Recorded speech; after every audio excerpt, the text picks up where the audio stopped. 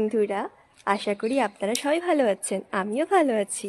আজ সকালে বাড়ির ধারপাশ দিয়ে হাঁটতে হাঁটতে দেখলাম অক্সালিসের ছোট ছোট ফুল, আর সেই গাছটি আমার এত পছন্দ হলো যে সেটিকে উঠিয়ে আমি বাড়িতে আনার পরিকল্পনা করলাম। তো গাছটি উঠিয়ে নেওয়ার পর আমি আবার কিছুটা হেঁটে দেখলাম আর একটি গাছ, তো সেটিও উঠিয়ে নিলাম আমি। তো আমি সেটি নিয়ে যখন বাড়ি যাচ্ছিলাম তখন দেখলাম যে আরেকটা গাছ, কিন্তু এটা আমি উঠাবো না, এটা ছোট আছে আর আমার যথেষ্ট হয়ে গেছে নেওয়া, তাই আমি চললাম। তারপর কিছুটা এগিয়ে দেখলাম আমি সেই নস্টেস্টিয়াম গাছ যেটি আমি গত ভিডিওতে দেখিয়েছিলাম। সেটি একটু বড় হয়ে গেছে, যদিও কিছুদিন পর ফুলও ফুটবে।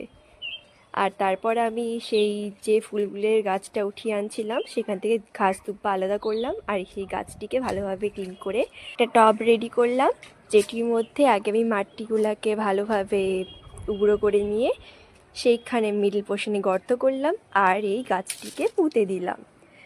হয়তো আপনাদের মাথায় এই প্রশ্নটি এসেছে যে আমি বহুদিন ধরে ভিডিও পোস্ট করিনি কেন।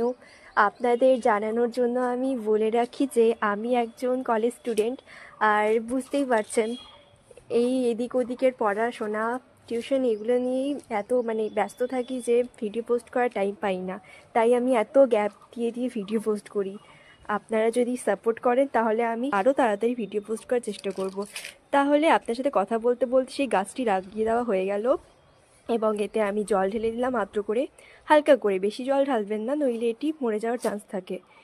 তারপর আমি চলে এসেছি ছাদে আপনাদেরকে দেখানোর জন্য যে আমার আরেকটি নস্টেস্টিয়াম গাছ যেটিতে ফুল ধরেছে। দেখুন কত সুন্দরভাবে ফুটে আছে, আর এটি ওটার থেকে একটু বড়, তাই এটাতে আগে ফুল ধরেছে, ওটাতেও ধরবে কিছুদিন পর। দেখুন কি সুন্দরভাবে ফুটে আছে, পাতার পিছনে আড়াল হয়ে লুকিয়ে আছে, কি সুন্দর লাগছে দেখতে। আমার সঙ্গে এই ভিডিওতে আপনাদের এতক্ষণ অবধি বজায় থাকার জন্য অসংখ্য ধন্যবাদ। আপনারা এন্ড অবধি থাকুন, আপনাদের অনেক কিছু দেখানোর আছে। যেমন সম্ভবত 1 মাস আগে আমি 3টে পদ্মর বীজকে জলে ভিজিয়ে রেখেছিলাম, আর একটু গাছও বেরিয়েছে, এবং সেটি থেকে পাতা বেরোলে সেই গাছটিকে আমি গামলাতে পুঁতবো, আর সেই ভিডিওটিও আপনাদের সঙ্গে অবশ্যই শেয়ার করব।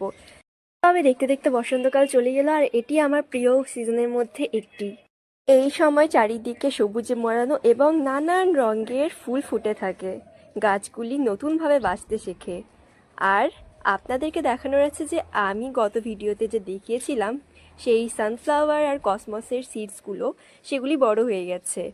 আর এই কসমস গাছের পাতাগুলি দেখে মনে হচ্ছে এটা কমলা বা হলুদ রঙের কসমস।